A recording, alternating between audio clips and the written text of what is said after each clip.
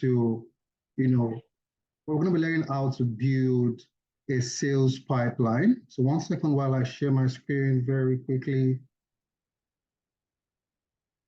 Let me share my screen.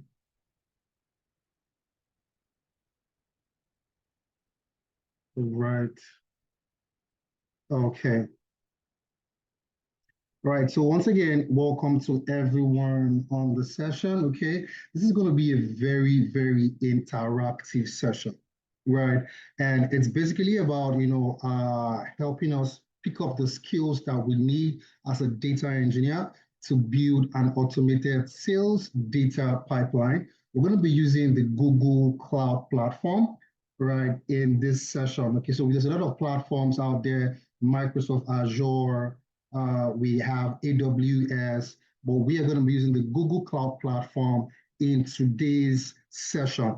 So just as an introductory note, so we can really get comfortable, I want us to drop our name and where we're joining this session in the chat. Okay, so my name is Balaji. I'm joining from Ghana. My name is, Hilary. I'm joining from the US. Right, so can we actually just drop our name and where we're joining this session, in the chat? Let's feel very comfortable. It's going to be an interesting ride. There's a lot to learn. There's a lot there's a lot of networking to do. All right, so let's keep that coming in the chat. Okay, so the session has officially kicked off, right? So at this point, we're introducing ourselves. All right, so can we drop our name and where we are joining this session in the chat? So I want to see that coming in the chat. I haven't seen anything yet. All right, fantastic. So I have James from Ghana. Right. Hi, James. Welcome to the session. Okay, so let's keep that coming in. All right, so you want to drop your name and where you are joining in the chat. So I can see James from Ghana. All right, James from Ghana, you're welcome. So Peter from Ghana, right? So it looks like we have a lot of Ghanaians in the house this evening. All right, so James, you're welcome. Peter, you're welcome. So you want to go ahead and drop your name, your location in the chat. Let's get to meet ourselves. All right, it's going to be a very interactive session, right?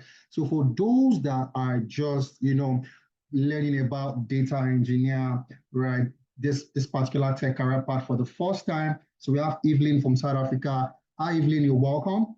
Okay, so for those that are absolutely new to the data engineering space, right?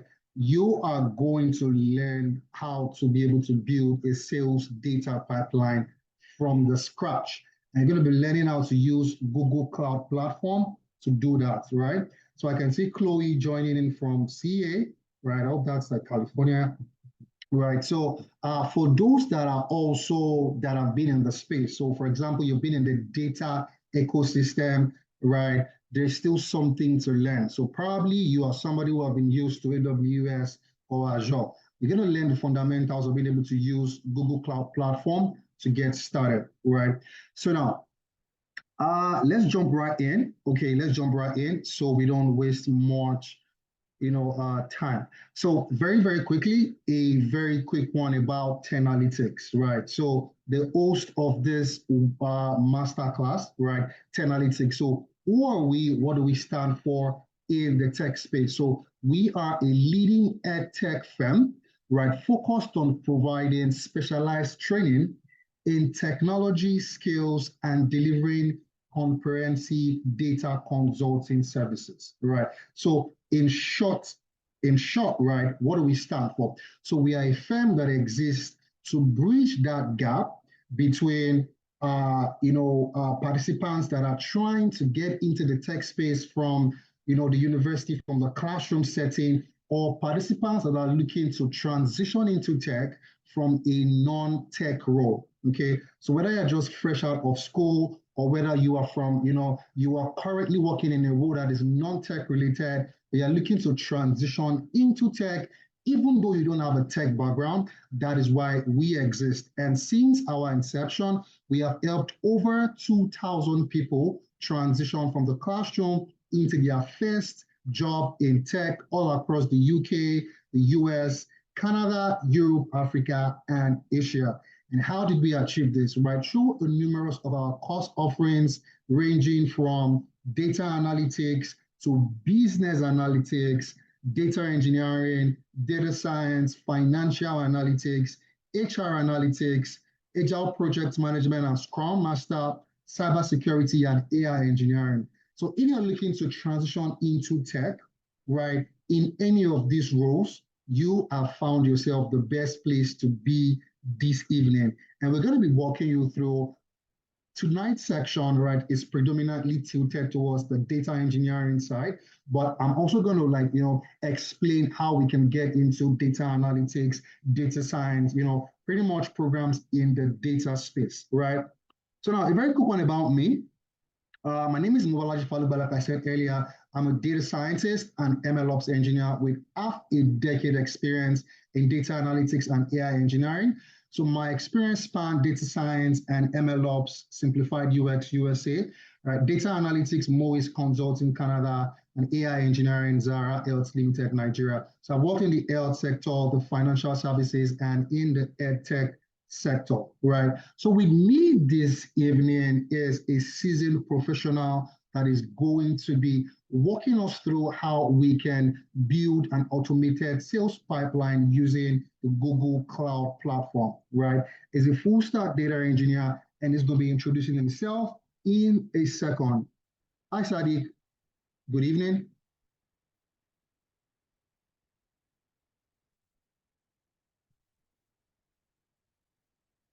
Hi, Sadiq. Are you there? Good evening.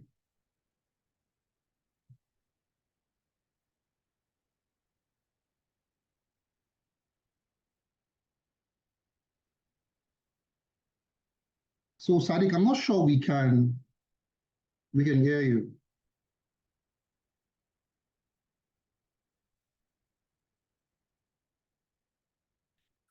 Hi, Fee. Can you confirm that I'm audible? I don't seem to be able to hear Sadiq. You're very audible. I can hear you perfectly. Oh, okay. Okay, so I think Sadiq does not have one of his devices, as co-host. So please, could you make him as co-host? Done. All right. So hi, Sadiq. Okay. Hello. Hello. Good evening, everyone. How are we doing today? So, good evening, Mobalaji. How are you doing today? Fantastic. Nice to have you here on the Okay. session. Thank you very much. So, my name is Sadiq Timlane, like you have seen on the flyer across, and I am a data engineer with over 2 years of experience, going to three. I have experience building robust data pipelines in data engineering. Have experience in the SaaS, AI, and data engineering industry over the years. I've contributed to building scalable products, and yeah, and efficient data pipelines that help organizations make decisions faster. So today I'm going to be the one in charge of taking you through building a sales data pipeline using GCP. Next slide, please, Mobolaji. Thank you very much. All right. So Sadiq is going to come up very, very soon, right? And this is just a rundown of what we have for today, right? So we have four interesting outlines for today. The first one is Sadiq is going to come in and, put us through as how we can build an automated sales data pipeline using the Google Cloud Platform as a data engineer.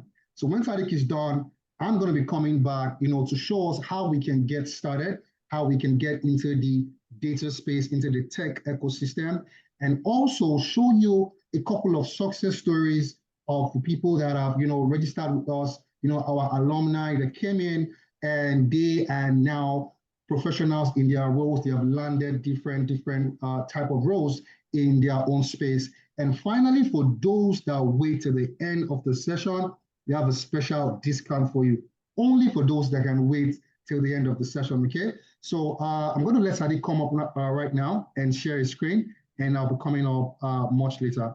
Sadiq, you can go ahead. Thank you very much.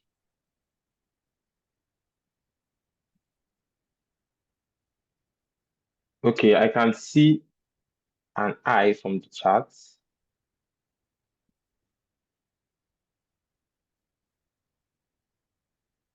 So I've shared my screen. Can you see my screen?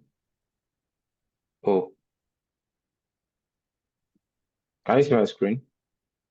Yes, we can see your screen. I'm coming. I think I shared the wrong screen.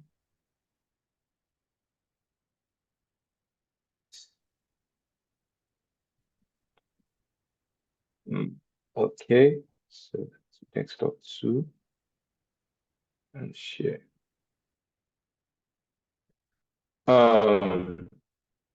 Okay, so can you confirm you can see my Google Cloud?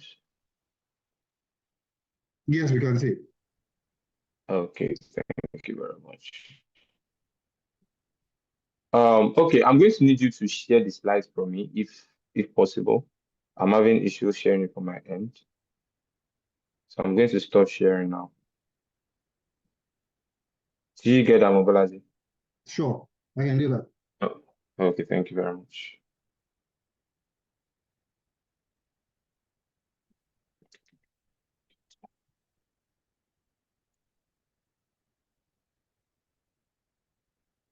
Okay, sorry for the breaking transmission. So what we are going to be going over today is we have a case study, an active case study we're going to be working with, and the organization we're going to be working for today is TrendMart.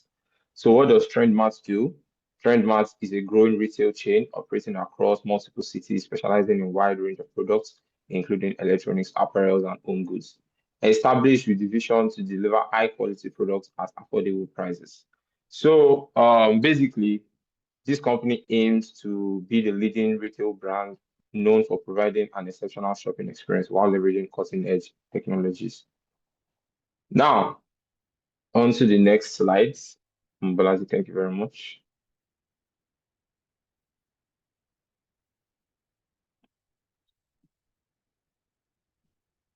So the problem statement for today is we are tasked with the organization is facing some operational challenges, which is more handling daily sales data. And the problems they are facing is they have data delays, they have inaccurate reporting and scalability issues. So the issues they're having majorly is their data is flawed. That's one of it. It is very slow to process. That's because they are using Excel, and they are having scalability issues because they want to expand their brand and they don't see it as a feasible option if they are still using Excel for reporting. Now, the goal of this project is to address these challenges by automating the entire data pipeline using Google Cloud Platform, which is GCP. So now this involves automating the ingestion of daily CSV sales data, transforming it for analysis. So this analysis is not going to be done by me.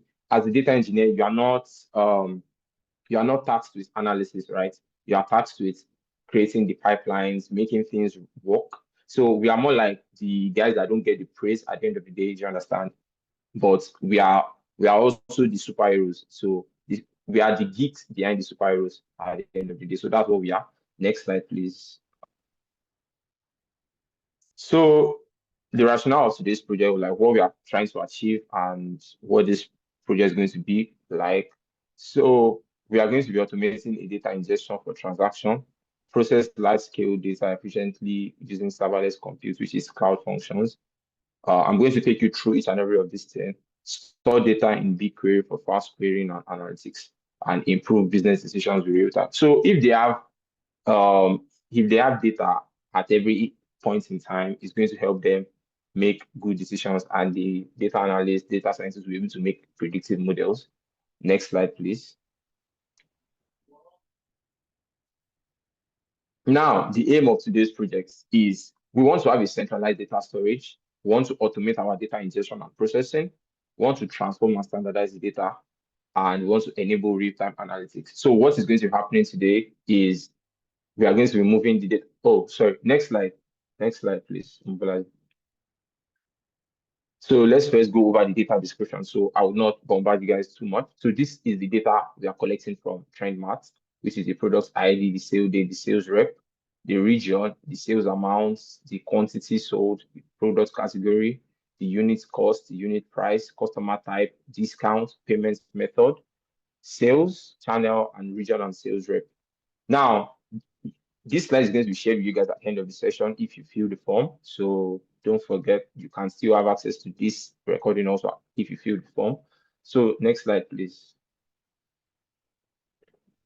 So as a data engineer, this is the language you're going to be working with predominantly, which is Python.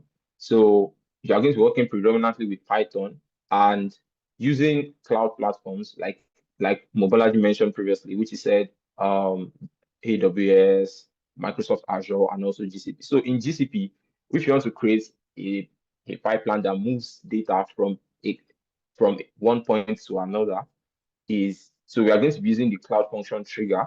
We are going to be using the Google Cloud Storage and also BigQuery. So BigQuery is a data warehouse that is used by data analysts to showcase the beautiful analysis at the end of the day. So next slide, please, Mobolaji.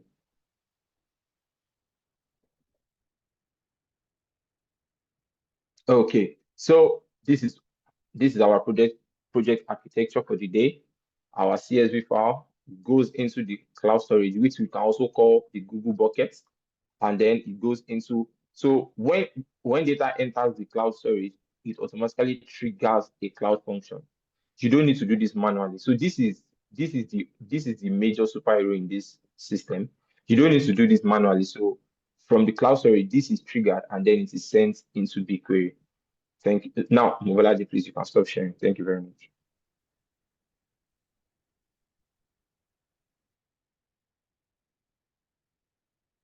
Now, this is what we are going to be doing today, which is creating let's start from the scratch, which is creating buckets. If you want to create buckets, all you need to do is log into Google Cloud, and then make necessary. You had your card, but they won't charge you. You also have $300 free credits if you join Google Cloud. So in that case, you can use that to practice. Now, what you need to do, you come to cloud, you search for cloud storage over here. So you put cloud.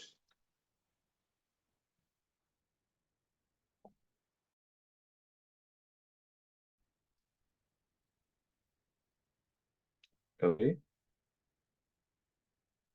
Okay, now you can see we have cloud run functions.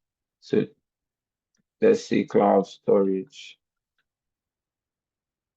So you come here, you search for cloud storage. Use it. Now this is it. So you are going to click on it. I'm not going to click it because I'm already on the page, right? So this is cloud storage. You're now going to come to create. So you are going to click on create. Then after that, you give it a name. So let's say we have B. So we are going to use BKT to identify buckets. So BKT stands for buckets, bucket sales data. Continue. Okay, name is taken. Let's put the bucket here. Name is also taken. So let's just call it the sales data buckets. Okay, so this name is also taken.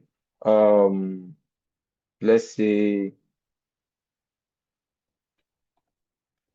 orders buckets. Yes. So continue. Leave it at, just leave all these settings the way they are, and then you come to create this. Don't change anything there. Yes. So you confirm this also. So now you can see our bucket has been created, and then when we come back here, you get to see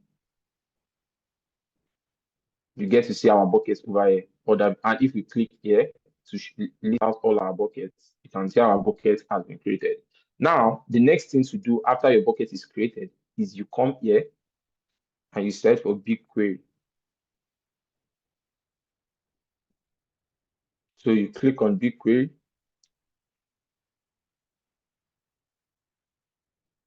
Now, for you to have something like this, you have to create a project. So this is what you are going to be faced with the moment you open your GCP account. It's going to tell you to create a project. So after you have created the project, you come to your BigQuery. It's going to show under your project Then you click on this view actions. You click on it, then you go to create data sets. So when you create data sets, you give it a name. So what we are going to call it is okay, let's say sales data. So the name of our data set is sales data.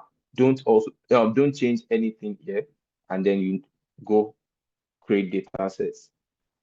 Automatically, we have our sales data set ready to accept. Now, if you open it, there is no table here, which is because we have not sent any data into it. Now, these two main features have been created. What is going to move the data from point A to point B in this our pipeline without manual use? Because if you come here, you can add data manually. Do you understand? And this is also still stressful. But what we just want is once someone loads data into our cloud storage, let's go back here.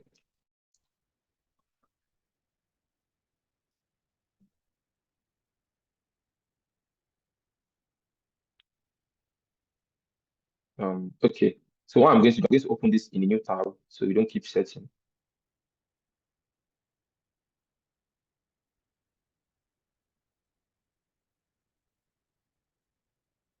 So now, if we come to our buckets,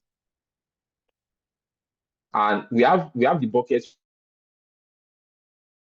So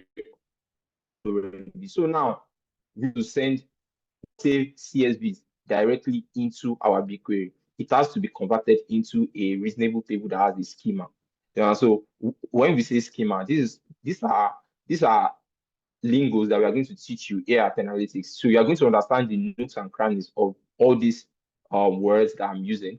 If you join us at analytics, we are going to take you through each and every of these lingos that you are going to understand what I'm trying to say. So when we say schema is more like a table definition. So let's say there are columns and there are rows. So the name of columns is what we call schema definition. So if there is a schema definition, the BigQuery, which is our data set, is going to be able to accept it. But we cannot just push a CSV directly into the BigQuery. So we have to first of all store it in our BigQuery, which is here. So we have to store it in our buckets. Sorry. So we have to store it in the Google Cloud Storage, which is our bucket. Now, the major and the most critical thing you have to create is this. So you go here and search for cloud functions.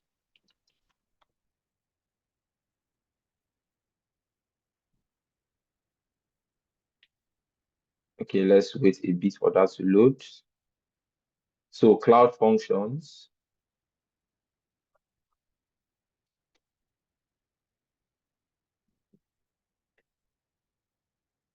Now, you are going to click on cloud run function. This is where you are going to click. So, okay, I've left that page. Okay, we are going to go back there.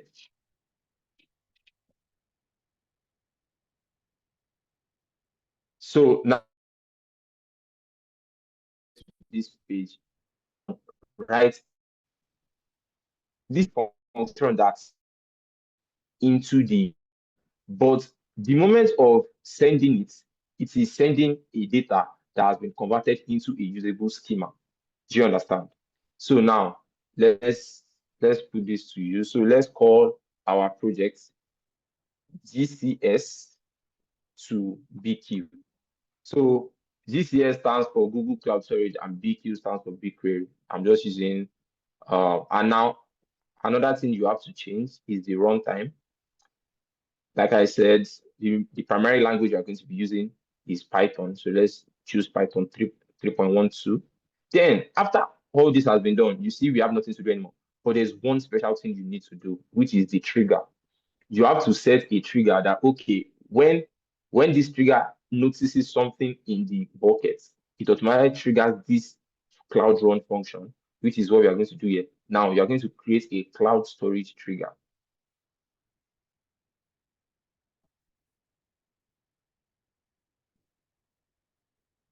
Now, for this cloud storage trigger, there's most of the times the name is auto-generated. Now, what you need to do trigger type, you have to select Google sources. Events pro event provider has to be cloud storage.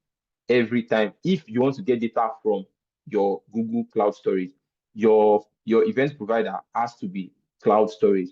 Then this event type has to be the Google Cloud Storage object version 1 finalized.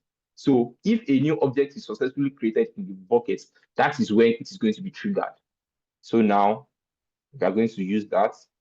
Now, the last part is which bucket should it work for and which bucket is it expecting triggers from. So you come here, then you load the buckets you have. This is the bucket you are going to be using, which is the others bucket. Now we select that and we save the trigger. That is as simple as that. Do you understand? Now, this next step is crucial. So let's create this. Let's just wait a bit and voila. Now, this code you are seeing here is auto-generated. You are not going to write it by yourself. Okay, so you can see we have an error. Field details, the request was invalid. I'm coming, let me go to my buckets.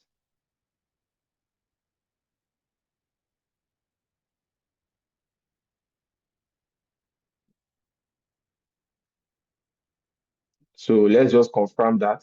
I don't know why that error came up.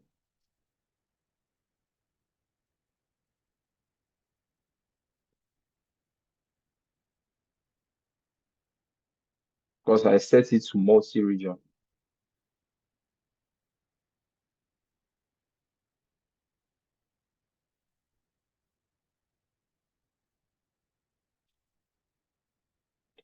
Okay.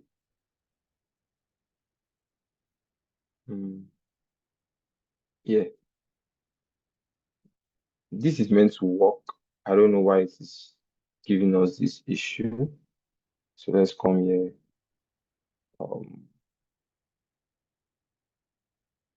Transfer the down, delete bucket. Okay, let's delete the buckets and then we'll create it again.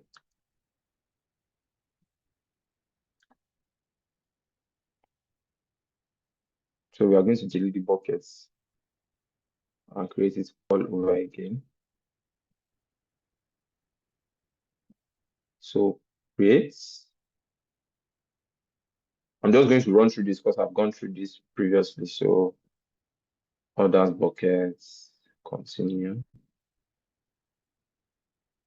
This is multiple regions in the United States. Yes. Now we create, confirm. Now let's come back here. Our bucket has been created, so we'll come back here. Let's redeploy the run. So what we are doing here, we are trying to rerun this event trigger, so it should work now.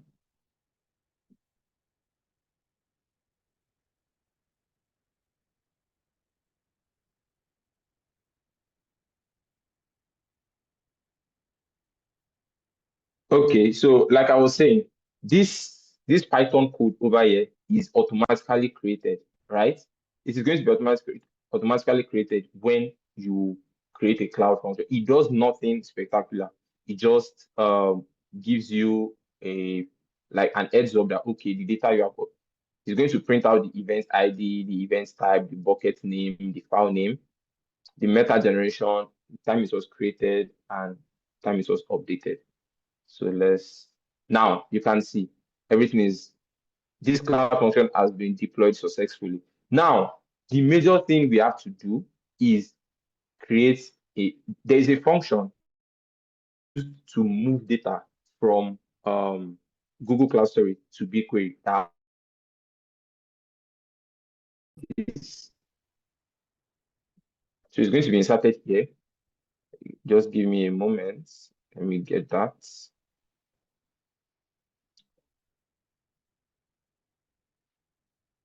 So this is the function.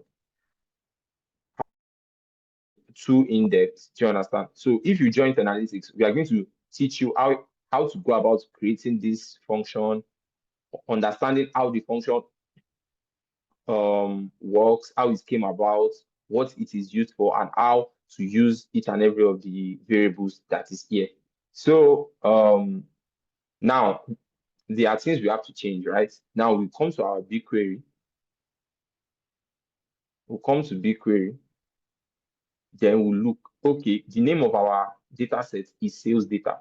We'll come back here and we'll change this to sales data. Oh, sorry about that. So we change it to sales data, then this table is going to be automatically created. So we are not going to make any changes to that. Then we'll come in here. Now, the next thing to do is, let's drop. We are going to call this function within this trigger. So this this is what is triggering this whole function. Do you understand? If this is successful, it means this happened successfully. So we are now going to put this function, which is load into BigQuery, which accepts a parameter of the name of the file, which is name over here. So we're going to call it name. Now, if we save this and deploy it, it's not still going to work. Why is that? We are missing out on some imports. Now, what do we need to import? We need to import BigQuery. So we say from google.cloud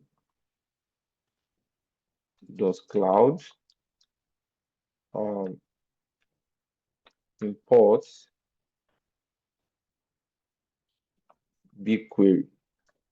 Now, for the next one, we also say from, sorry about that, from google.cloud also,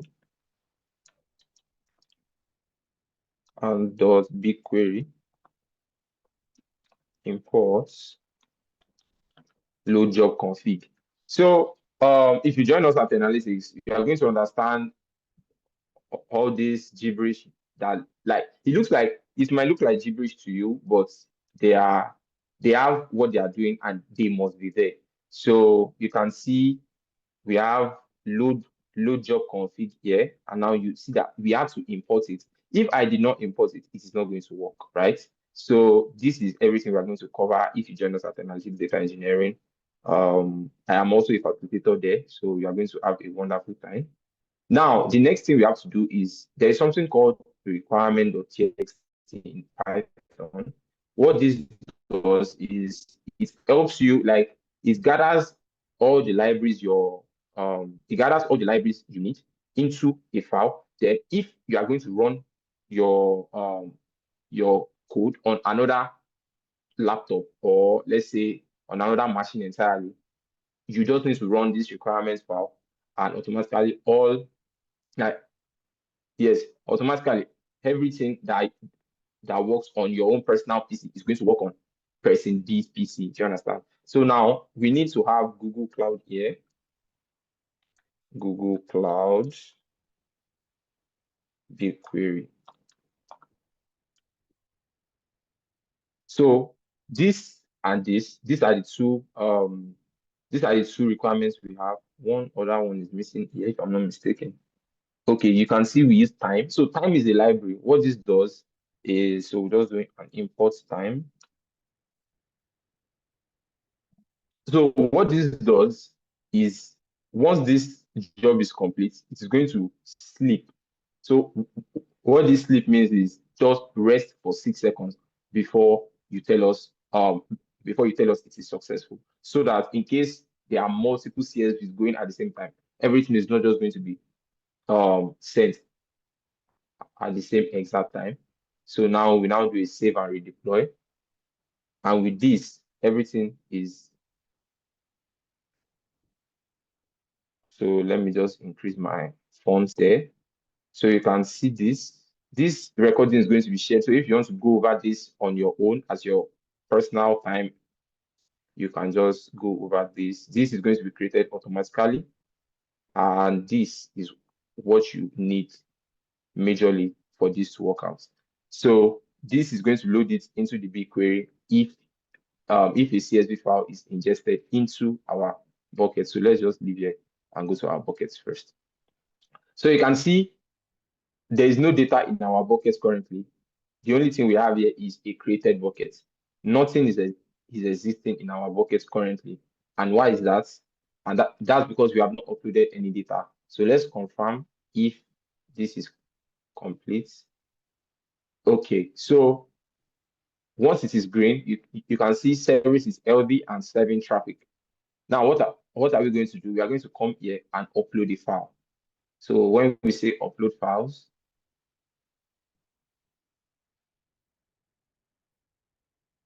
so this is the data sets we are using. It's also going to be in the slides.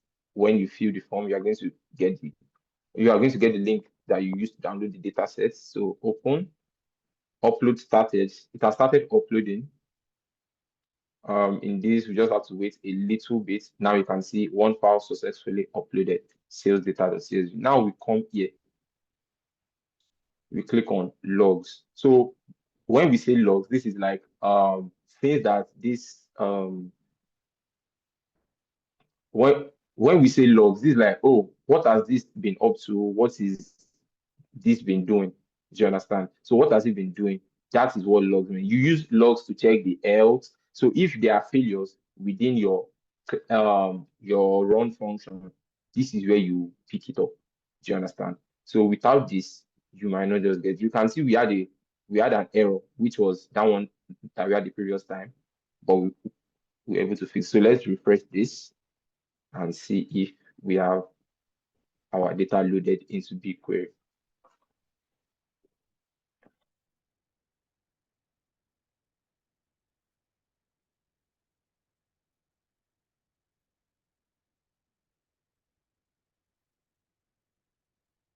Let's refresh it again.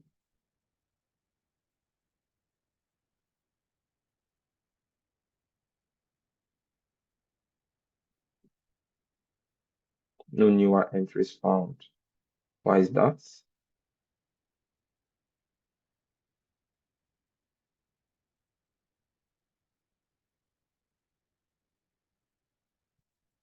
Okay, I'm coming.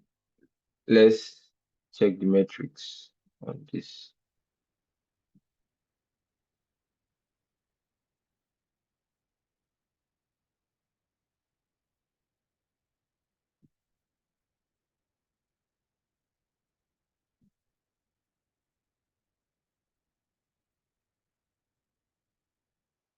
So let's confirm staying here first. UBQ, data sets, table, sales data.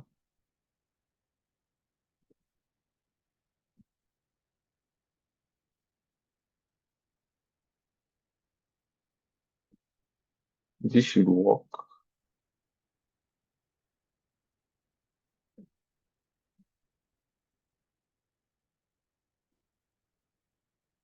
So I want to confirm the bucket that it is receiving trigger from.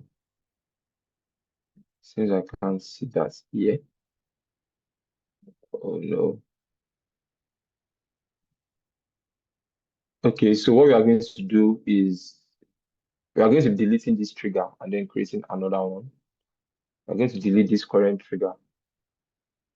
So this is going.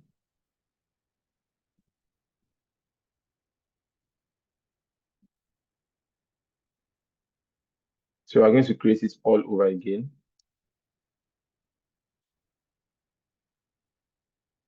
So so this is just, so I'm going to speed through this. We're not going to go.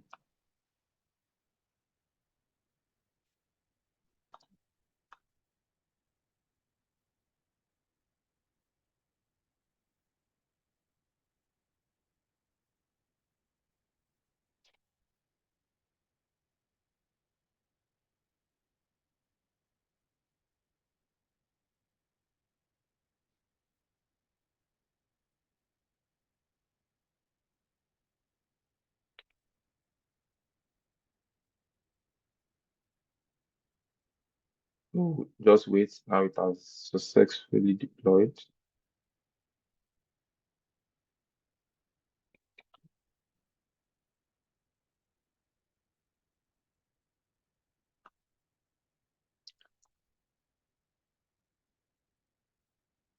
Okay, so I'm just doing everything we did the previous time. So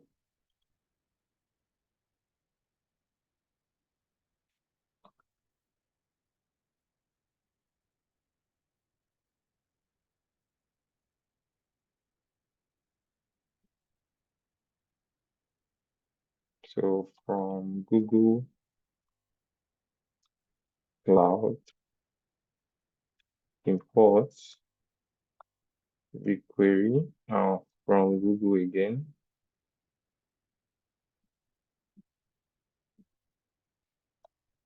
.BigQuery, import load job config, and also import time. Now for our requirement.txt, we have Google Cloud BigQuery. Okay, so I think everything is correct. Google Cloud BigQuery. Let's come back here to make sure everything is sales data orders. Okay, so this is our biggest issue that we're facing. So is that the name of our buckets? Orders buckets. Yes. Orders buckets. So we save it and redeploy. So at this point, it is going to work.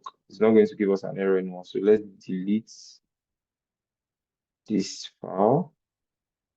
Because if we check our BigQuery, nothing is going to be here yet. So automatically that means everything we did not work, and there was an issue with our cloud run function, because when we went through the logs, nothing was happening. Now it is building. So like I said the other time, so this is the logs for how it is coming up, how it is building. So you can see building source. So let's just wait for that.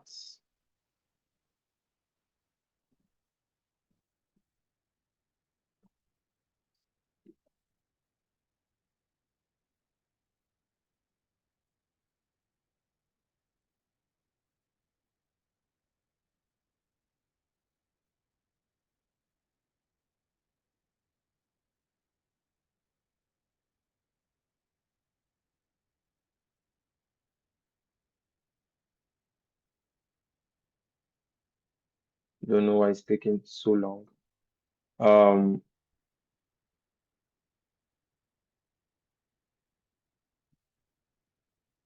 Okay, so we are good to go now.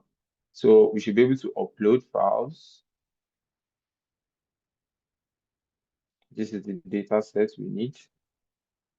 Then we upload it into our data set. So another thing I just want to mention is this is not the way you as a data engineer would upload it one by one, right? So what you are going to do is you are going to provide details for, let's say, a front-end developer.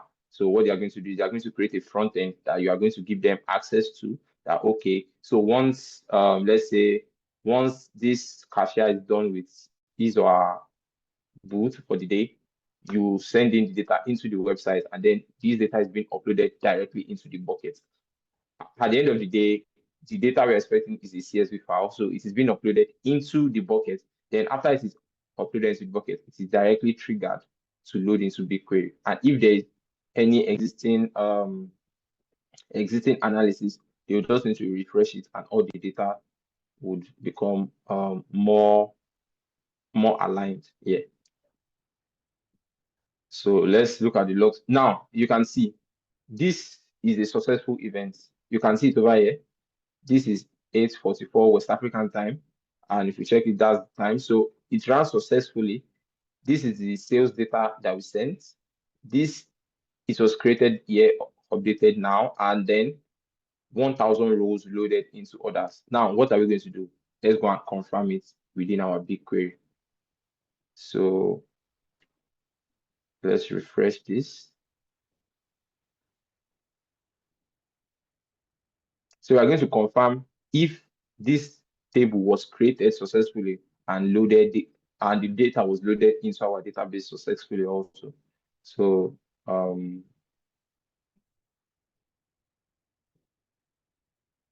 so we come here. You are looking for sales data, which is here.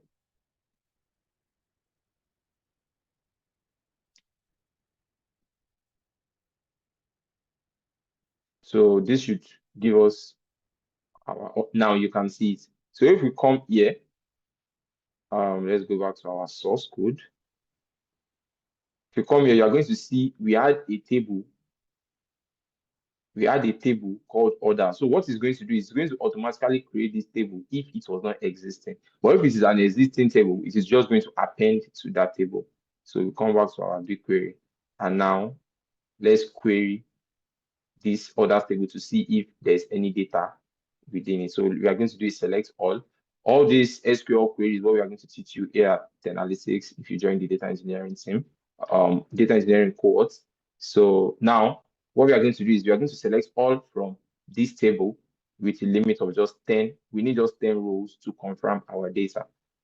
So now let's see. Now you can see what was a CSV file is now converted into a table successfully. So now this is showing us that everything that was all the data imputed was successfully converted into tables, and you can see that all of them have corresponding data types. So data types, SQL queries, teaching you more and more understanding. Because if you join us at if you join the analysis data engineering course, we are going to go more in depth into this concept of creating more complex data pipelines and give you a better understanding of data engineering as a whole and how your day-to-day life is going to be as a data engineer. So this is how the data pipeline is going to be built, and it has been successfully built. You can see all the data here is being loaded into the BigQuery if something is now something I'm going to show you is an error. So let's just go for one error. So this CSV file does not have the same table definition as this one. So let's create it and see if it is going to load it. So it's going to load it into our buckets, right? But it should not load it into the BigQuery. So we are going to come back here. We'll go to our logs. We should get an error of wrong data. You can see chances that it was successfully loaded into the Google Cloud Storage, but it is not going to be loaded into.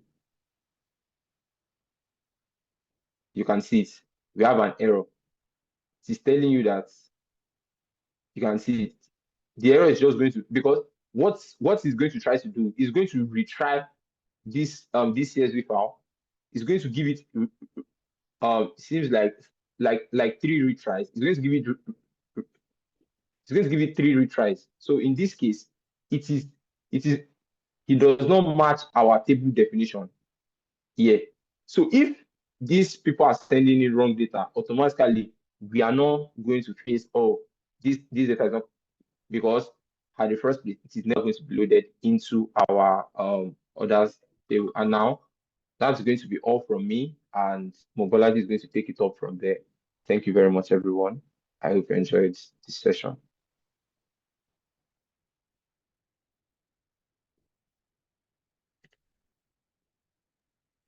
Mobolaji, are you there?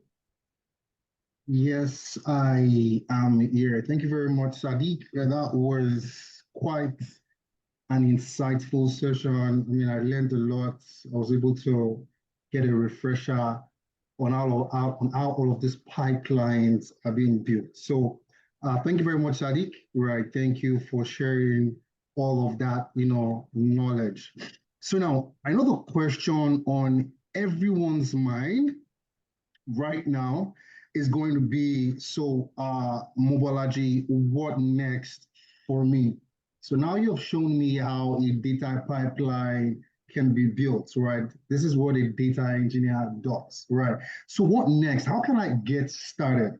How can you assure me that once I come into Analytics, once I come into or register for any of your programs, can you assure me that, these programs are learnable? What's the difficulty level, right? So I'm somebody I'm not very, very conversant in tech, right? Can I learn all of these skills, right?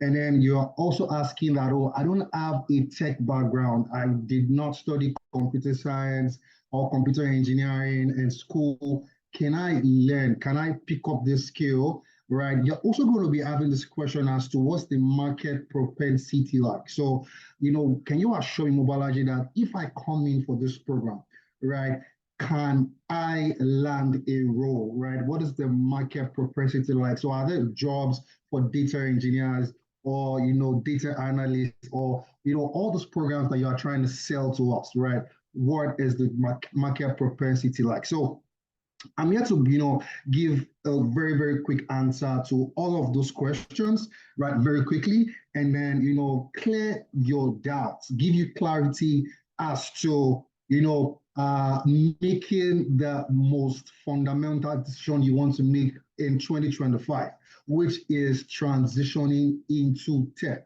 right? The job market is increasingly getting technical. The job market is increasingly favoring people that have tech skill. You're going to see a lot of just not about the job application only, but for example, people that are looking to migrate to other countries. So let's take an assumption that you are in Africa, you're looking to migrate to Europe or the North America, Canada, the US, and you're trying to go through the and then you're trying to go through the work permit route, right? You would find out that there's a lot of preference that is given to applicants that their roles, their job is tech related.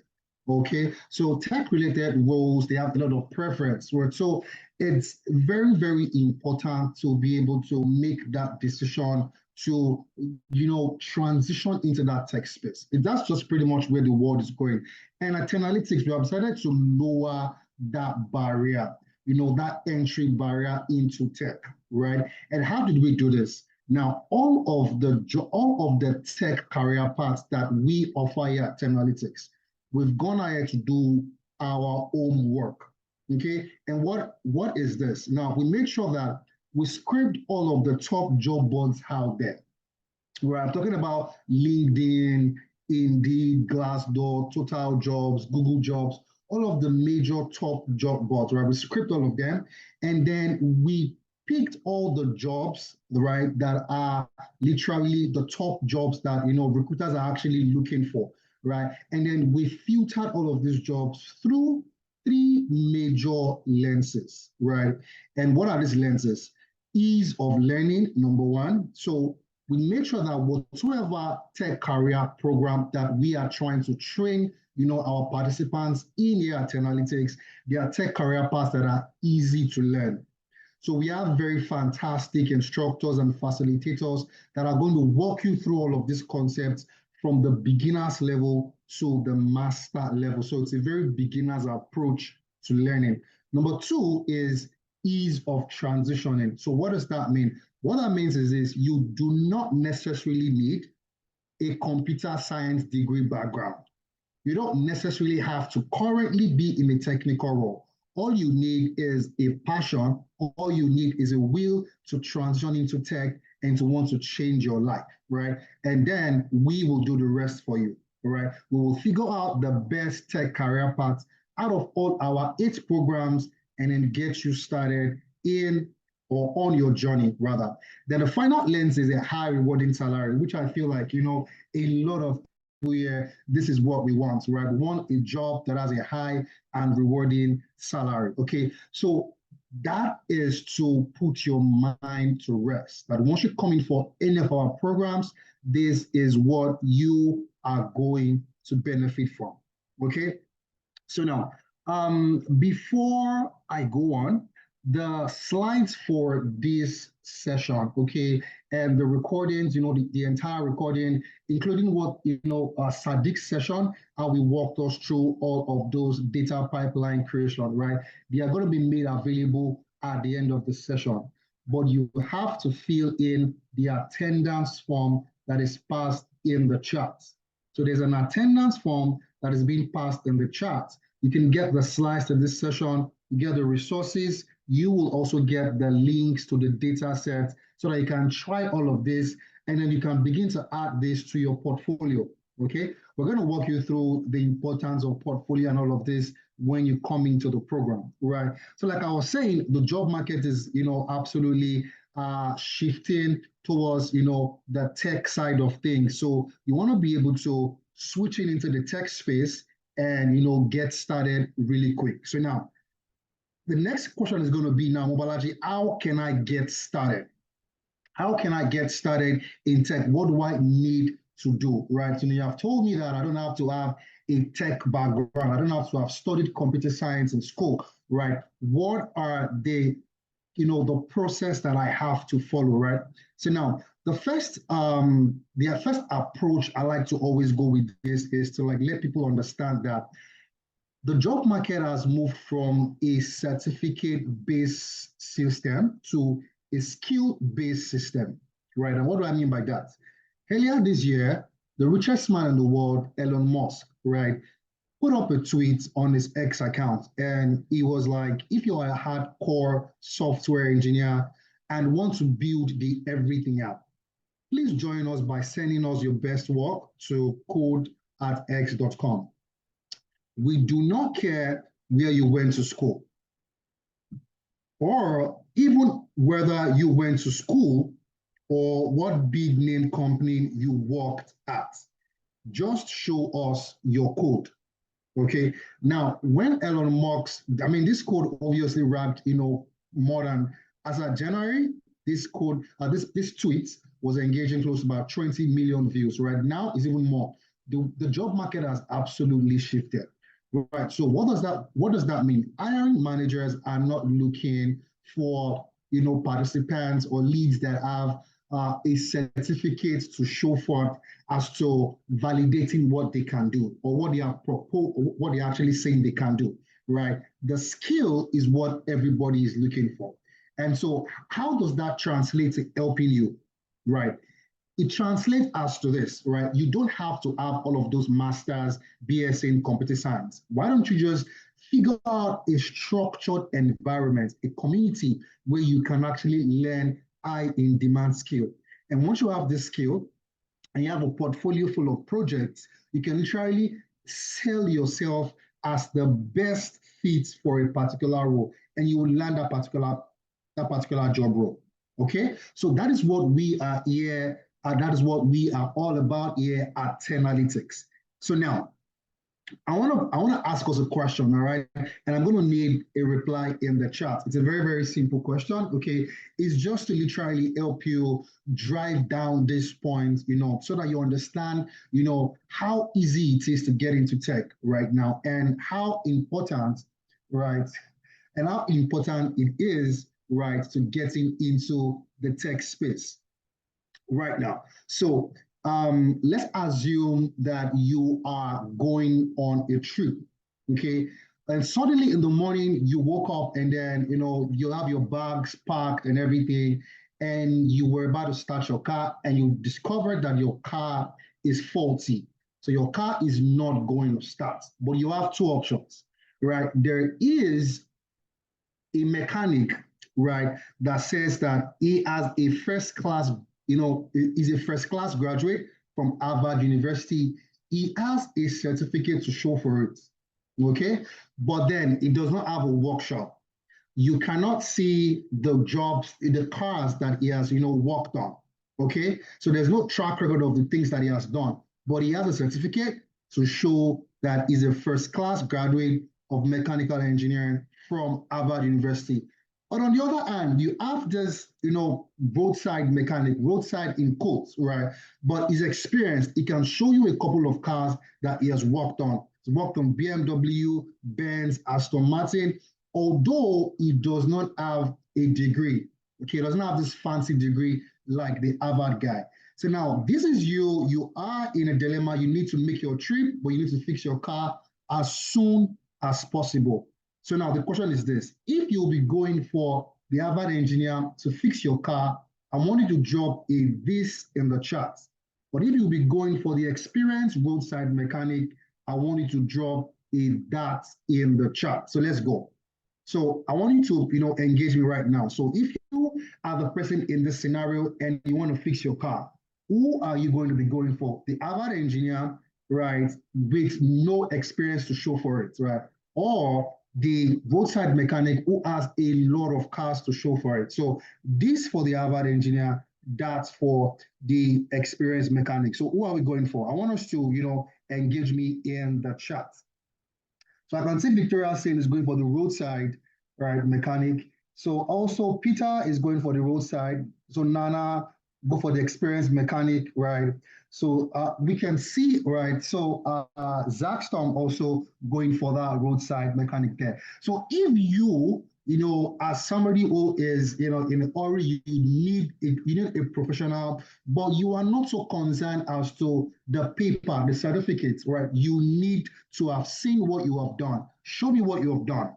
Okay, let me see how you solve problems, and that is what is going to mostly inform you as to who you are going to give the job to. That is the same approach to which hiring managers are actually employing, hiring people in 2025. The job market has absolutely switched. They do not care about your certificates any longer. They care about what you have done, your skills. Show me a bunch of projects that you have worked on. Show me the tools that you use to achieve all of these projects, right? And then let's talk about, how much you want me to pay you for the job. That is pretty much the job market in simple terms. So now, the barrier has literally dropped. Okay, so now it's the entry barrier has dropped, and now it's favoring more people that don't have this technical background to jump into tech. And this is the perfect time for us to jump into tech. So now the next question is going to be, Mobolaji, what are the data engineering toolkits that will land me a job in 2025, right? So Sadiq has walked us through a couple of them, right? So we used Python predominantly in today's session, and which is going to make up the bulk of, the toolkits that you're going to be using, Python, all right? Now, apart from Python, what are you going to be learning when you come into the program? When you join Analytics, what are this high in demand skills that you are going to be learning? You're going to be, obviously, we're going to be starting you with the introduction to data engineering. So walking you from the foundation level all the way to the master level. We're also going to be exposing you to SQL, structured query language. Now, this is the language of the database. And like we all know, a data engineer is responsible from retrieving data from the data source, right? And creating pipelines that transfer all of this data into a well-structured data lake or a database, right? So you use SQL to be able to set up a database. So data engineer, you will be very much learning how to use SQL to do all of that. Then you'll be learning Python programming. So for those that are absolutely new to Python, we would walk you through Python from the beginner's level to the master. You'll be learning Linux operating system. You'll be learning how to build custom ETL pipelines, databases, APIs, web scraping. So a few of these was what Sadiq showed us earlier. You'll be learning more of that when you join the program. Apache Spark, Apache Airflow, these are for your data pipeline automation. So you can absolutely set up a data, an ETL, extract, transform, load process, and put it on automation. Okay, so you can actually scrape, information from the website and put that scraping, put that, data retrieval process on automation. So you go like, for example, every month, I want you to scrape data from Spotify websites, right? You can set up a pipeline to do that for you, right? And then you are going to be exposed to, cloud engineering. So a data engineer is also responsible for helping a company set up their cloud architecture. Right, so a lot of companies are moving, their data from the, on-premise to the cloud. right? So everybody's leaving the local, the local repository. We're going into the cloud, right? So as a data engineer, and which is more, and this is, an high in demand skill, right? So which is going to put you in that high in demand space when you learn data engineering. You'll be able to help a lot of companies to be able to set up their cloud architecture, whether it be GCP, whether it be Azure, whether it be AWS, right? We're gonna walk you through all these major platforms when you join the program. Then version control, so that's GitHub for version control, and finally ChatGPT for your ChatGPT and GitHub, right? Copilot. So these are basically AI tools to help you, leverage automation right there. So now, what is next? What is next is that the technical training is not just all we are going to be giving you. As fantastic as that is, to pick up all of the skill sets that will turn you into a data engineer, right, or a data analyst or a data scientist, right? That is not all we are going to be offering you. So at Analytics, we are about you landing a role. We are about you getting your first tech role. But we cannot help you land a role if you don't have the technical skills. So what we do is we provide you the technical skills and the employability skills. So T for technical skills, E for employability skills. When you add T plus E equals job offer.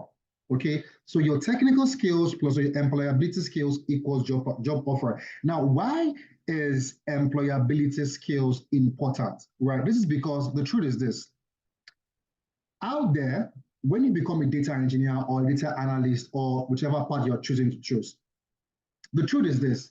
We have 1,001 data engineers also out there looking to get the job that you are also gunning for. What is then going to separate you from these other guys? That is where the employability services is going to come in, right? And we're going to be starting that with your CV review and revamp. Now, this is where you absolutely separate yourself from the onset, because you need a tailored CV to be able to land an interview. You need an interview to land a job. Without an interview, you cannot land a job. Without a tailored CV, you can't land an interview. So we are going to be helping you as to understand the intricacies of how to write CVs that are going to land you interviews, right? So there is a standard that you have to follow so that you can pass the ATS. Most of the times, people's CV don't even get into the hand of a physical recruiter. Okay, so you need to be able to have your CV to pass the ATS, which is the automatic tracking system, right? So that you can actually be able to get in front of a physical recruiter and then be able to sell yourself. So now, what next is the LinkedIn optimization. LinkedIn is one of the highest recruiters of tech labor. Last year alone, LinkedIn did over $10 billion in revenue. What does that mean? That translates to the fact that your next tech role can be as well flying on LinkedIn as we speak right now. $10 billion is a lot of money, right? So a lot of jobs are flying on LinkedIn, but how can you position yourself rightly to be able to put yourself in front of recruiters, right? So we have hiring managers and recruiters that are on the constant search on LinkedIn, looking for the professionals that are the right or the best fits for their company, right? But they go on the search, but if your LinkedIn profile is not optimized, it's very difficult for them to find you, right? So we have a lot of, for example, data engineers, right, on LinkedIn. So how can you literally rank, on the top so that you can be quickly found by these hiring managers, and then literally they can shoot you DMs for offers. Okay, so that is where we come in. We're going to help you optimize your LinkedIn profile, right? Teach you how to be able to post projects, use hashtags, network properly, and literally put your profile out there. Then navigating the job market. We are going to let you in on the top job boards for remote roles, on-site roles, hybrid roles. we are very, very particular about the job hunt phase of our students here at Analytics, right? So what do?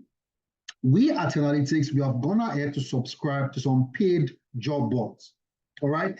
And these job boards, they provide, premium jobs on a weekly basis. These are jobs that are ready to go, ready to be filled in. We have paid to these job boards so that we can, scrape all these jobs and send to our students on a weekly basis. So you'll be having access to high in demand jobs. You'll be having access to premium jobs, right? So these are not just jobs that you are struggling with over 500 participants, to be able to land an interview. These are jobs that have like minimum of like 10 participants, right? So the chances of you to land an interview is even way higher.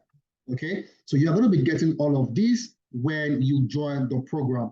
These are premium jobs, right?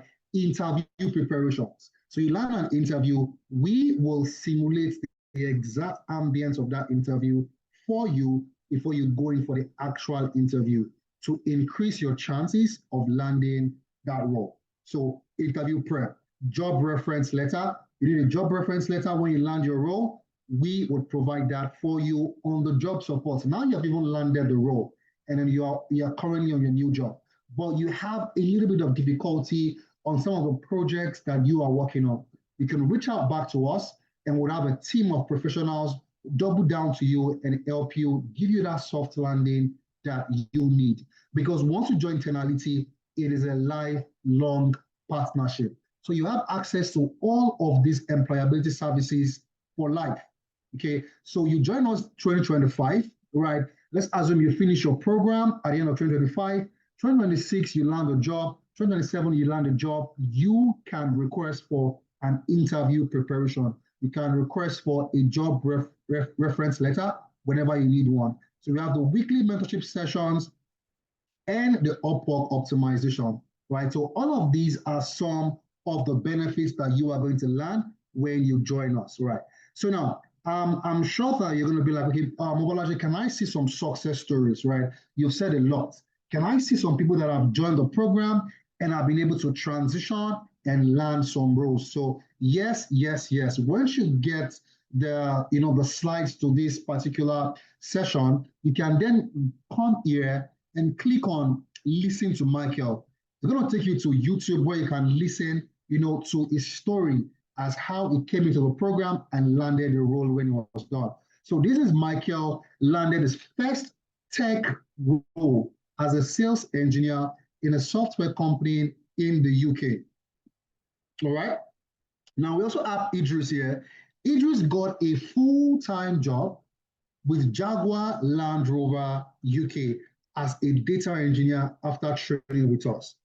Right, and then we have a lot more of them. We can see here Joel. Joel was a chemical engineer, right? He came for the data engineering program and he landed a role after he was done with his training. So we have a lot and lot and lot of success stories of people that have come into the program and have landed roles, that have been able to transition, pick up skills, and properly transition into that space.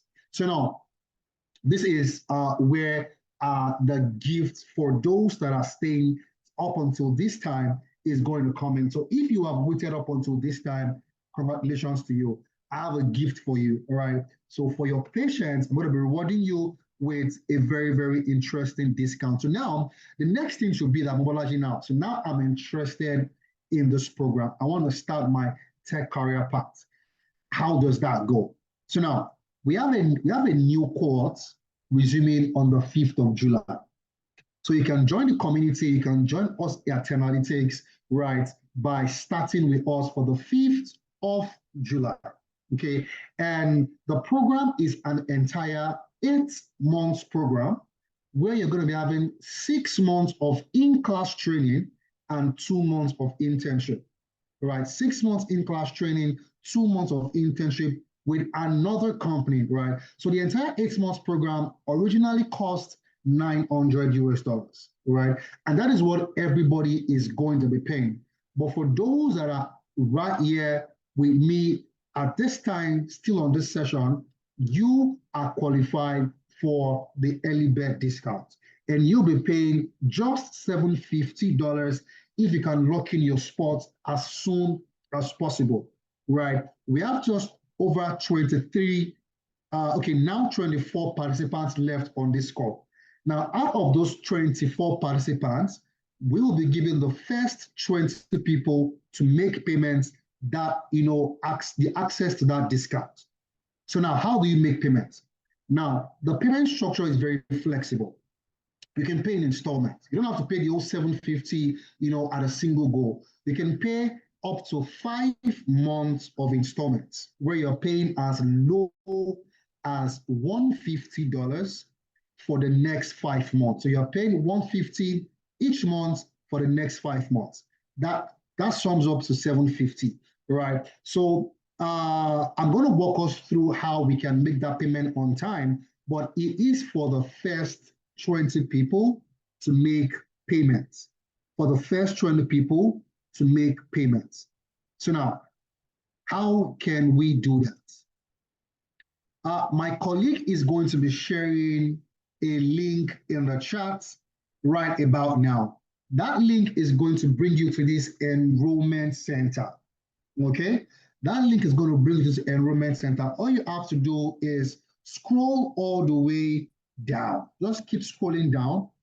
If you want to come in for the data engineering program, you're going to see here it says data engineering 8 months. All you have to do is click on register for DE, click on that.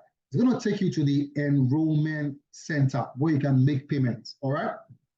So now 1 second, and this particular enrollment center has an automatic geolocation that is going to show you, display the pricing in your local currency. So if you are in the UK, you're going to get the pricing in pounds, so you can pay in local currency. If you're in the US, get it in US dollars. If you're in Canada, get it in Canadian dollars. If you're in Nigeria, get it in Naira. If you're in Ghana, get it in Ghanaian cedis and so on. Right. So now how can you make your payments and lock in on these discounts early enough? All you have to do is, for example, if you want to be so flexible, come all the way down here and click on 5 monthly payments. Right, click on this and click on secure your seats. Go ahead and click on proceed, okay? And then it's gonna take you to where you can, put in your information, and then here, put in your information and then proceed to make payments, right? So once you're done paying, a receipt will be automatically sent into your email, all right? Go into your email, take a screenshot of that receipt, okay? Once you're done, you can come back to this landing page right here. So this landing page where you clicked on data engineering, scroll to the middle, you'll see here it says upload your receipts here. So click on this and you can upload that screenshotted receipt. Once you do that, we'll be able to verify on our own end that you have made payments, and we'll have a team, reach out to you, send you your welcome toolkit and a link to onboard you for the program starting on the 5th of July. And that is how you can lock in on the discounts. Again, it's for the first 200 people to register. So we have about 23, 24 people on this call. So which means that you want to hurry up and register on time. All right. So now I'm going to take questions, right? So if you have a question, you can drop it in the chat and I can, provide a little bit of clarity to you. So if you have a question as to how the program is structured, the learning times, and all of that, just drop a question in the chat and I'll do my best to give you clarity, right about now. So we are gradually coming to the end of the session. If you have a particular question, you can drop that in the chat and I'll be giving clarity to the question right about now. Right about now. Right about now. Okay. If you have a question, you can drop it. I'm going to be giving clarity right about now.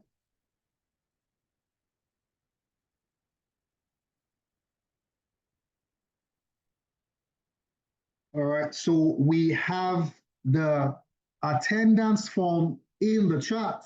Okay, so if you want to get the recording of this entire session, you want to get the materials used for the training, a link to the data set, so you can also, rehearse, do a little bit of data pipeline automation yourself, start building your portfolio, right? You would have to fill in the attendance form in the chat. And there's also a link to the payments page in the chat. Now, how many hours of classes a week? So we have Sean asking how many hours of classes in a week. Now, the program is going to be offering you a blended approach to learning. So what do I mean? You have live classes and you have self-paced videos. Now, your live classes are on Saturdays, 11 a.m. to 2 p.m. West African time on Saturdays, right? And you have live classes 2 times in a month. So 2 Saturdays in a month for the live classes, right? The other Saturdays, right? So the other 2 Saturdays are going to be for your self-paced videos. So your instructors are going to be recording some videos and sending you those videos to watch and learn at your own pace, right? Those are going to be the remaining Saturdays. So you have 2 Saturdays for your live classes, 2 Saturdays for your self-paced videos. During the week, you have what we call the drop-in session. That is another name for that is the troubleshooting class. Okay. Now, what happens in that class is you can come in and then you can literally share your screen and share your concerns, whatever issues that you're having. What are some concepts that you're not understanding in the class? You can share them. Your instructor will be giving you all the clarity you need, in those drop-in sessions. So that happens on Wednesdays, right? On Thursdays and Fridays for the mentorship session. So we'll bring in professionals to come in on a weekly basis to mentor you as to, how the industry is like, the pros and the cons, how to network properly, how to literally, put yourself out there. Okay, so all of those happens Thursdays and Fridays, your LinkedIn and your CV review sessions, right? So I think that answers your question, Sean. All right, so I have another question here. I'm actually interested in cybersecurity, but joined this meeting through a friend. So how can I know more about that too? Okay, so all you have to do is fill in the attendance form, right? And then you will be sent a link to a clarity session where we can, give you clarity as to the cybersecurity program structure, okay, that we offer here at Analytics. So that's Peter. So that's Peter, right? So I can't pronounce your surname. I don't want to murder your surname, right? So Peter, there's an attendance form in the chat. Just fill in that attendance form and we will be reaching out to you, okay? We will be reaching out to you. Okay, now.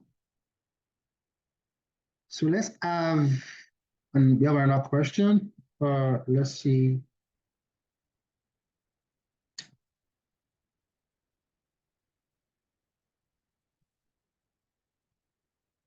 Okay, let me just open this up.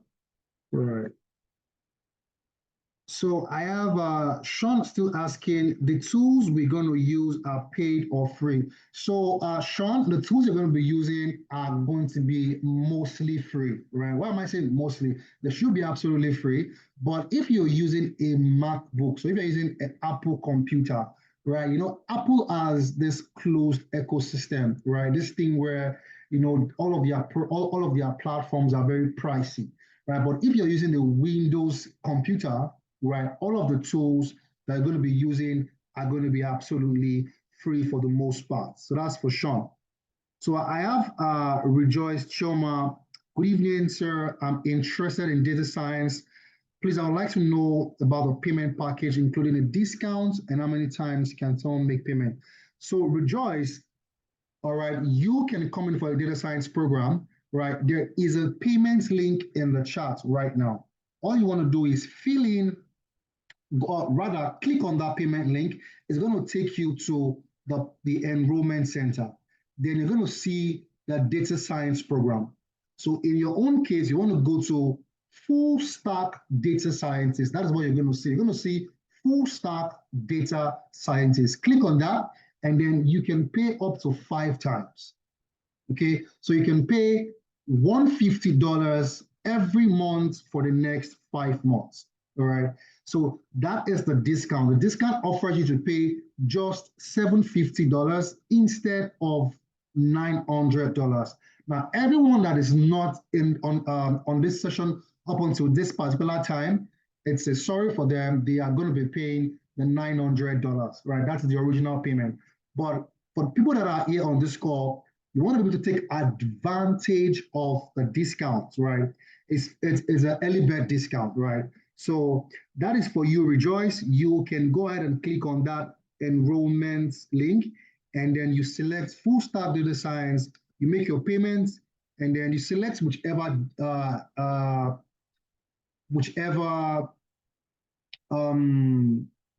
what's it called now? Installmental plan that will be the most favorable. So you can pay 5 times. You can pay 4 times, whichever one is the most important for you. So that is that for you, Rejoice. Right, I have another question. I can't find the attendance form. That's Go. Okay, so you're going to see a form titled Tenalytics Attendance Form that has a big F, attached to it, right? So Fugo, I'm sure that you can see that right now. Okay, my colleagues keep sending that. All you have to do is click on that. So I can see Olumuyiwa asking, do you give work references? Absolutely yes, Olumuyiwa. So we give reference, letter after you're done with us. And why do we do this? This is because we are a consulting firm. When you join us, Olumuyiwa, you can absolutely update your LinkedIn profile to the fact that you are consulting with Tenalytics. You don't want to put that you are trading with us, okay? Because we as a consulting firm will receive projects from our clients, and we'll bring all those projects into the classroom for our students to work on. So you're working on real life projects, all right? So what that means is this, you are actually consulting for us, all right? So that is why we can actually give you a job reference letter after the fact that you have been working with us throughout the duration that you were with us. So Lumua, yes and yes, you can get that. All right. Now, what else? Any other question? So Trigo is saying, can I pay now and start September, October?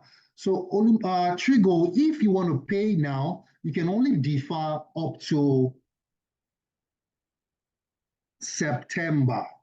Okay, you can only defer up to September. You cannot defer up to October. So what you want to do is, Trigo, when you make your payments and you are uploading your receipts, okay, you're going to see where it's going to ask you, do you want to resume for July or August, right? You want to click on August. If you can't see September there, that means that you can only defer to resume to August.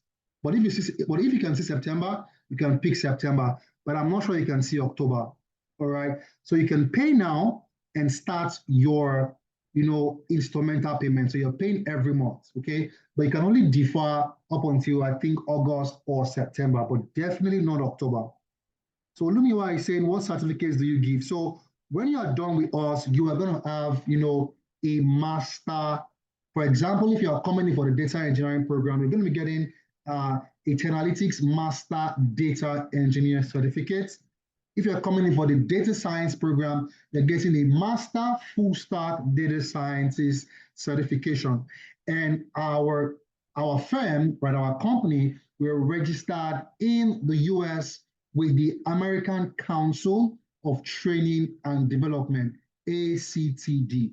We are also registered in Canada and the UK.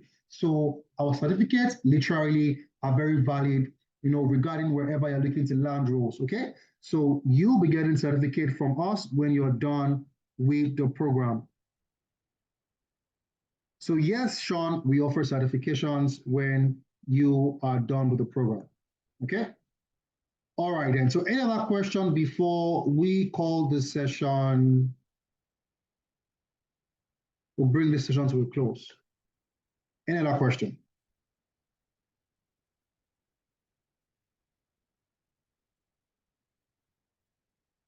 Any other question? So if you have a question, you can drop that in the chat before we call it a day. Okay, it's been amazing facilitating this session.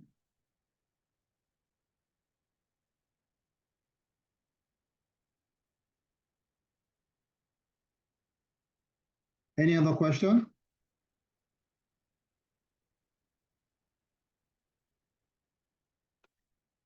Any other question? So I think we're good with the questions, right? We're good. So we are going to be bringing this session to a close. Thank you everyone for sticking up to this very moment. So I think the last question, I hope someone without a computer-related degree can still go for any of these courses. Absolutely, yes, Rejoice. So I think you might not have, heard me while I was walking us through all of this, earlier. So all our programs here at Analytics, they are easy to transition into. What does that mean? It means that you don't have to necessarily have a computer science, a computer engineering, a IT background. Okay, all of these career paths, they have skill sets that are easy to learn, right? And we have a structured approach, right, to help you transition smoothly, into all of this space, right? So you can even study biology back in school. You might have studied physics. You might have studied, economics, and then you can land a role as a data engineer, a data scientist, a cybersecurity analyst. This is very, very possible. And like I've shown us, when I was walking us through the testimonials, we have people that came into the program. For example, someone had a BSc in chemical engineering and came in for the data engineering program and landed a role as a data engineer. Chemical engineering BSc has nothing to do with data engineering whatsoever, right? But you can make that switch because these programs are easy to transition into, all right? So I hope that answers your question, Rejoice. Okay. So thank you everyone for joining. Thank you so much. Right. I'll be looking forward to seeing us for the July cohorts resuming the 5th of July. Do well to fill in the attendance form to get all of the resources of this session, and also do well to take advantage of the discounts that is going to be currently going on, so that you can enjoy that benefit before it goes away. All right. So thank you everyone. Another question? Okay. All right, so is the course going to be practical? So that's meaning. All right, so meaning, yes. So all of the classes, they are project-based. So they are all hands-on. So this is not us coming in to just tell you that, okay, what is data engineering? Who is the father of data engineering? Who developed Python? No, these are hands-on practical projects that you'll be learning how to be able to carry out all of these things that will help you land a job, all right? They are all about empowering you with the skill set that is most in demand in the job market, not just the research-based, approach that the academia takes and all of that. These are real-life hands-on projects that you will be working on, all right? So I'm just joining a couple of minutes ago. How do I fill in the attendance sheet? So for Dupe, you're going to see an attendance form being shared in the chat right about now. My colleague is going to share that again. So Dupe, you can go ahead and just click on the attendance link, and then you can go ahead and fill in the attendance. Okay?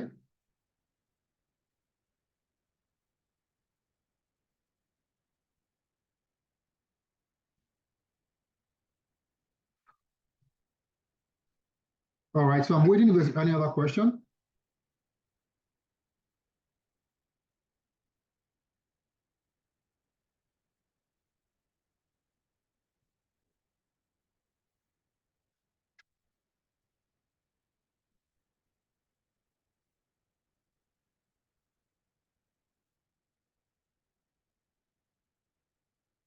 So James,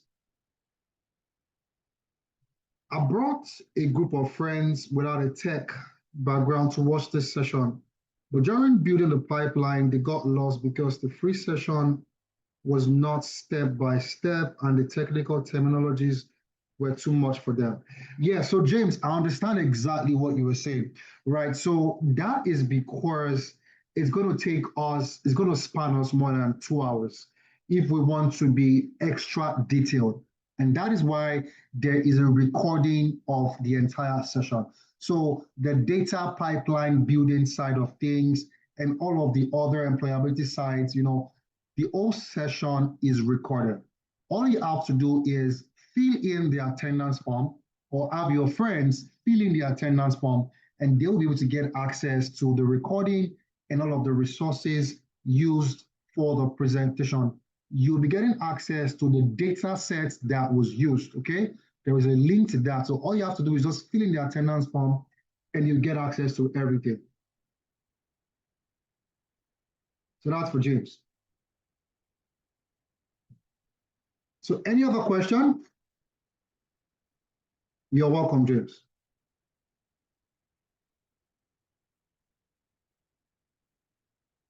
Any other question before we call it an evening? Please, when is the expiring date for this discount? So rejoice, right? There is no expiring date because it is slot based. So once we have the first 20 people, the discount goes away. So you want to try as much as possible to hurry up. First thing is copy the payment link from the chat, put it in your browser. So you have your eyes fixed on it on a daily basis, right? And then you try as much as possible to lock in your spots as soon as you can. The course is resuming for the 5th of July, right? Just in a couple of days. And the discount is just for the first 20 people. So you want to try, hurry up. You can lock in your spots by paying an installment. You don't have to pay the entire $750.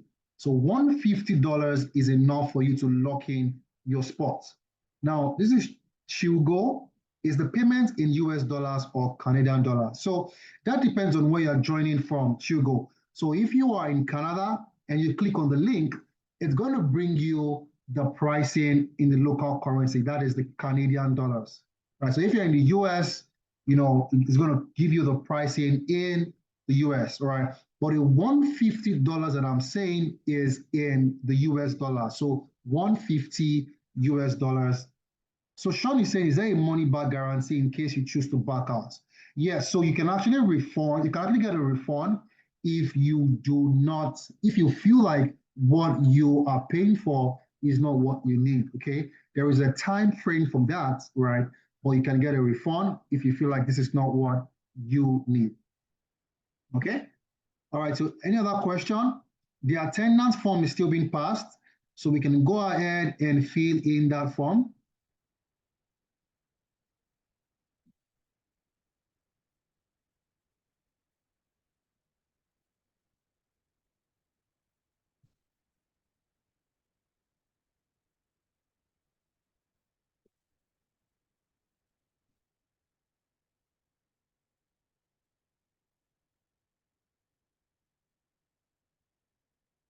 All right, so I think there are no more questions. Okay, so thank you everyone for joining this session. I think I have another question. So Nana is saying regarding consultation link sent on WhatsApp group, is there a payment attached? So for the consultation, is absolutely free, Nana, right? It's absolutely free.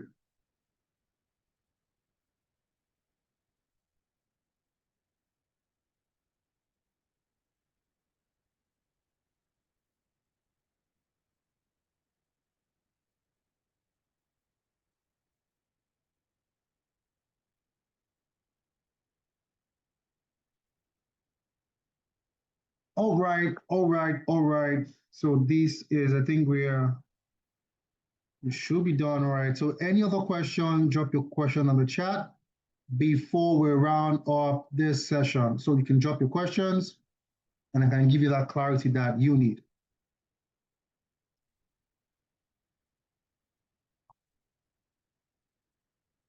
So any question as regarding this night session or the entire program, drop it in the chat.